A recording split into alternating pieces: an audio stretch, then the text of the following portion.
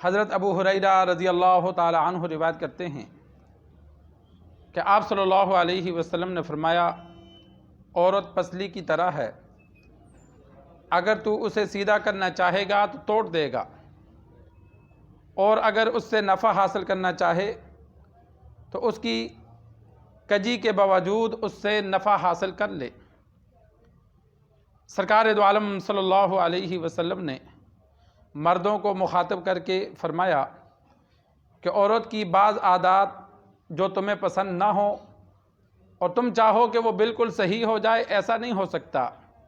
مرد عورت دونوں میں اللہ تبارک و تعالی نے بعض عادتیں ایسی رکھی ہوتی ہیں کہ جو دائمی ہوتی ہیں، وہ ان کو چھوڑنا بھی چاہیں تو چھوٹتی نہیں ہیں، بسا اوقات پھر کر لیتے ہیں۔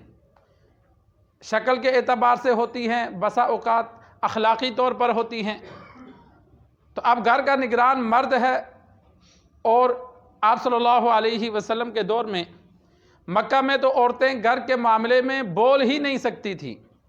مکہ میں عورت خاموش رہتی تھی، خاوند کے آگے مشورہ تک دینے کی اس کو کچھ اجازت نہیں تھی، اور جو مدینہ کی عورتیں تھیں وہ خاوند سے تو میں کر لیتی تھی۔ جب مکہ سے صحابہ ہجرت کر کے مدینہ آئے تو مکہ والی عورتوں نے جب مدینہ کی عورتوں کو دیکھا تو وہ بھی آگے سے جواب دینے لگی، تو بعض پھر مار بھی کھاتی تھی۔ مکہ والے مرد سخت طبیعت کے تھے، وہ زیادہ مارتے تھے، مدینہ میں کم مار تھی۔ سرکار دو عالم صلی اللہ علیہ وسلم نے ابتداءً صحابہ کو منع فرمایا، اور جب صحابہ نے دوبارہ شکایت کی، یا رسول اللہ عورتیں حد سے زیادہ بڑھ گئیں، تو پھر مارنے کی اجازت دی، تو مردوں عورتوں دونوں کو سمجھایا کہ برداشت کے ساتھ رہو۔ اگر خاوند کو عورت کی کچھ عادات اچھی نہیں لگتی، لیکن اب شادی ہو گئی ہے، تو وہ عادتیں کوشش کرے کہ کچھ بہتر ہو جائیں، لیکن بالکل خاوند کی مرضی کے مطابق بیوی زندگی گزارے، ایسا نہیں ہو سکتا، کیوں کچھ عادات اس کی ایسی ہیں جو ہمیشہ رہیں گی، وہ نہیں جائیں گی۔ اسی طرح خاوند بسا اوقات عورت کی مرضی کے خلاف ہوتا ہے، تو عورت کو چاہیے کہ برداشت کر کے رہے۔ وہ چاہے کہ خاوند بالکل میری مرضی کے مطابق چلے، ایسا نہیں ہو سکتا۔ لیکن خاوند کو اللہ تبارک و تعالی نے بڑا درجہ دیا ہے، فیصلہ خاوند نے کرنا ہے، مار پٹائی خاوند نے کرنی ہے، تو اس وجہ سے عورت کو سمجھانے کے بجائے مرد کو سمجھایا کہ تم برداشت کرو، روزانہ برا بلا کہنا یا روزانہ مار پیٹ کرنا کہ یہ عادت چھوڑ دے یا یہ عادت اس کی ختم ہو جائے، یہ درست نہیں ہے۔ کوشش کرو، اب بیوی ہے، جتنا نباہ ہو سکتا ہے، اگر بہت زیادہ سختی کرو گے تو توڑ دو گے، مطلب یہ کہ تمہاری طلاق ہو جائے گی۔ اگر کوئی کام وہ نہیں چھوڑ سکتی، یا اس میں جو اخلاقی طور پر یا شکل و صورت کے اعتبار سے جو اس کی عادات ہیں، تم چاہو کہ بالکل یہ ختم کر دے، ایسا نہیں ہو سکتا۔ بعض عورتوں کی عادت ہوتی ہے بات بات پہ منہ چڑھاتی ہیں، بعض عورتوں کی عادت ہوتی ہے کہ چھوٹی چھوٹی بات پر وہ منہ بنا کے رہتی، ناراض ہونا شروع کر دیتی ہیں۔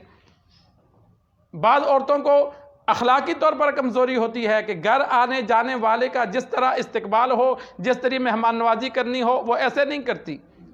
یا بعض عورتوں کی زبان بہت چلتی ہے، وہ برداشت کے بجائے چھوٹے بڑے کی تمیز نہیں کرتی، باپ ہو، بہن ہو، بھائی ہو، کوئی بات کرے تو فوراً جواب دیتی ہیں۔ تو سرکار دو عالم صلی اللہ علیہ وسلم نے فرمایا کہ بیوی کی باتوں کو برداشت کر کے وقت گزارو۔ تم چاہو کہ بالکل تمہاری طبیعت کے عین موافق ہو، ایسا کرنا چاہو گے تو توڑ دو گے۔ تو سرکار دو عالم صلی اللہ علیہ وسلم کے صحابہ دین پر چلنے کی وجہ سے وہ گھر آباد رہتے تھے۔ آج ہمارے ہاں لڑکی اور لڑکا دونوں دین سے بہت دور ہیں۔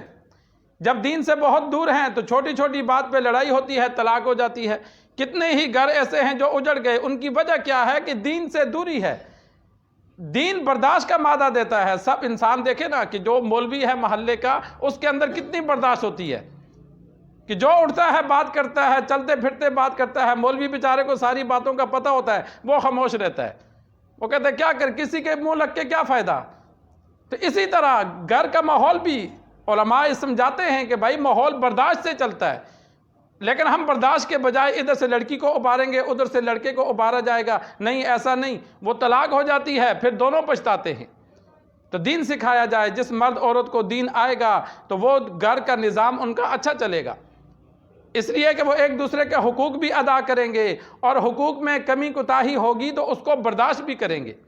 البتہ دین کے معاملے میں کمی برداشت نہ کی جائے، جو ہم بہت زیادہ کرتے ہیں، بلکہ دین کے معاملے کو تو ہم نے چھوڑ ہی دیا۔ نماز نہیں پڑھتے، خود نہیں پڑھتے تو بیوی کو کیا کہیں گے دین کے معاملے میں ہم نے بالکل چھوڑ دیا. دین کے معاملے میں سختی کی جائے, خود بھی انسان نماز پڑھے, بیوی بچوں کو دین سکھائے بھی اور سختی سے عمل بھی کرائے. صحابہ تو طلاق دے دیتے تھے جو عورت نماز نہیں پڑھتی تھی, یا جس عورت کی وجہ سے نماز چھوٹ جاتی تھی. احادیث میں 2 واقعات موجود ہیں. عمر فاروق رضی اللہ تعالی عنہ کے بیٹے عبداللہ بن عمر رضی اللہ تعالی عنہ کا واقعہ موجود ہے کہ اب عمر فاروق رضی اللہ تعالی عنہ نے ان کو حکم دیا کہ بیوی کو طلاق دے دے. بیٹے نے نہیں دی.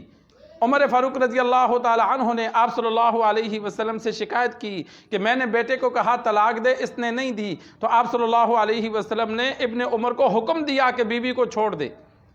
احادیث میں وجہ نہیں بیان, لیکن اکثر علماء نے اسی طرف گئے ہیں کہ وہ عورت کی وجہ سے نماز سے رہ جاتا تھا. ابو بکر رضی اللہ تعالی عنہ کا واقعہ موجود ہے کہ ان کا بیٹا عبد الرحمن رضی اللہ تعالی عنہ جمعے کی نماز سے رہ گیا. اس دور میں لاؤڈ سپیکر تو ہوتے نہیں تھے, تو دن کو کہیں بیوی کے ساتھ گھر میں رہا تو اس کو پتہ نہیں چلا اور جمعے کے وقت گزر گیا, جمعے کی نماز رہ گئی. تو ابو بکر رضی اللہ تعالی عنہ نے حکم دیا جس بیوی کی وجہ سے نماز رہتی ہے اس کو چھوڑ دے. اس نے طلاق دے دی, 1 طلاق دی.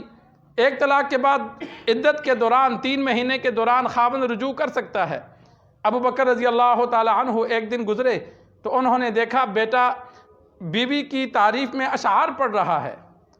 تو ابو بکر رضی اللہ تعالی عنہ کو رحم آیا تو بیٹے کو حکم دیا کہ چلو بیوی بنا کے رکھ کہ رجوع کر لے, لیکن اس سے اس کو تنبیہ کر دی کہ بھائی بیوی کی وجہ سے نماز نہ چھوڑ.